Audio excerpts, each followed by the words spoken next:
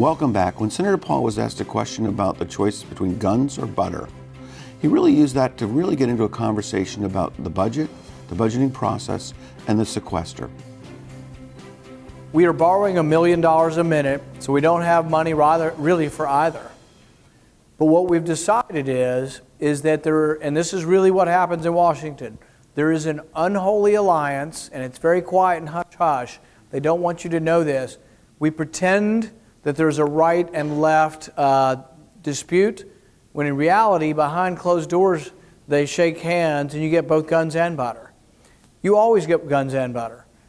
The thing is because of that is why we have this enormous deficit problem. And you have both sides. You'll have one of those senators, let's just call him Senator Santa Claus, who will come and offer you everything. Infrastructure, free medicine, free drugs, free school, free everything. But that is a fallacy because there is nothing free. It just means you won't see the people that he wants to pay for it. Or you pay for it through debt and destruction of the currency. But the right's equally bad because the right wants to do exactly the same thing for military. So the compromise, the unholy alliance is both go up. Now we did something a couple of years ago called the sequester. And everybody seems to hate it. The right hates it, the left hates it, because they weren't getting what they usually want, which is more spending for everything. And so the sequester, everybody has vilified it and said how terrible the sequester is. The sequester was simply a slowdown in the rate of growth of spending. Over 10 years, spending goes up about 5% a year. Sequester let spending go up just slightly slower, but interestingly, it was across the border. Guns and butter were both slowed down a little bit. So what did they do? They got behind closed doors and they got rid of it. It's gone. If you hear anybody complain about the sequester, ask them if they didn't realize it, they got rid of it 2 years ago. And this was so-called conservatives and so-called liberals behind closed door got rid of the sequester. There is no sequester. There still are some budget caps, but what some of the conservatives are upset with, they're going to go beyond the budget caps. They already kind of quietly do.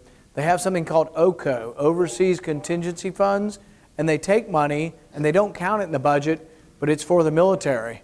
And so the right really wants this money for the military that's not going to be counted, but it goes against the caps. I agree with Admiral Mullen. I don't know what his party politics is. He's a career military guy. He said the number one threat to our national security is our debt. So the question on guns and butter is a very important one, and my answer would be you need to have a little bit less guns and a little bit less butter, and that we're a weak nation if you spend money you don't have. What will you do to get corruption out of our elections and out of our government? Special interests do corrupt Washington and corrupt government, but they're on the right and the left. So you have big corporations who spend a lot of money getting what they want out of Washington, but you also have a lot of big union money that does the exact same thing. Yeah. Let me answer. What I would say is there's corruption on both the right and the left, and they're doing it for the same reasons. What I would say is that if you want to fix corruption, why do people buy influence? Why does Donald Trump give millions and millions of dollars to politicians on both sides? He gives money to Harry Reid and Charlie Rangel, but he gives money to Republicans as well. Why? Because government has so much power that he wants to manipulate that power for his own personal benefit. But it happens on both the right and the left. The ultimate way you fix this problem is easier said than done, but it's that you take power away from government. If government were small, the way the Constitution intended, if government were not in our lives, not in our economic lives, not in most of our lives in any significant way, if the federal government were very, very small, no one would care to manipulate it.